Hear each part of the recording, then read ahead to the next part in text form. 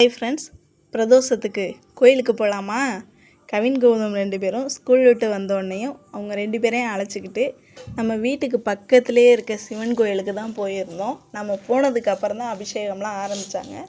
அபிஷேகத்தை எல்லாம் பார்த்து முடிச்சுட்டு சாமி கும்பிட்டு முடித்த கையோட பஞ்சாமிர்தம் கொடுத்தாங்க.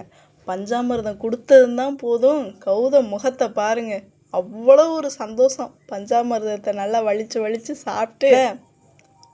சாப்பிட்டு முடித்த கையோட பிரசாதமாக லெமன் ரைஸும் பொங்கலும் தான் கொடுத்தாங்க. நம்மளும் லைனில் உட்காந்து பிரசாதத்தை சாப்பிட்டுட்டு சுற்றிட்டு வரலான்னு கிளம்புனா கவின் கௌதம் 2 பேரும் சொல்கிறாங்க, அம்மா நீங்கள் ஸ்ட்ரெயிட்டாக சுற்றுங்க, நாங்கள் 2 பேரும் ரிவர்ஸாக சுற்றுறோன்னு சொல்லி 2 பேரும் ரிவர்ஸாகவே சுற்றி சாமி கும்பிட்டுட்டு இருந்தாங்க.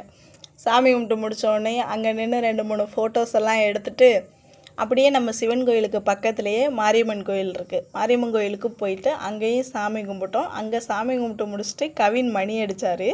கவின் மணி அடிக்கிறத பார்த்தோன்னே கௌதமுக்கு ஆசையாகி கௌதமுக்கு எட்டமே பத்தலை. உடனே கவின் தம்பியை தூக்கி மணி அடித்தார். 2 பேரும் சேர்ந்து சாமி கும்பிட்டு எல்லாருமா வீட்டுக்கு கிளம்பிட்டோம். வீட்டுக்கு வந்த உடனே வேலையாக கோயிலில் ஆடிப்பூரத்துக்கு அம்மனுக்கு சாத்தின வளையல் கொடுத்தாங்க. வந்த உடனே அந்த வளையலை போட்டது ரொம்ப சந்தோஷமாயிடுச்சு. ஓகே ஃப்ரெண்ட்ஸ், இன்னொரு வீடியோவில் பார்க்கலாம்.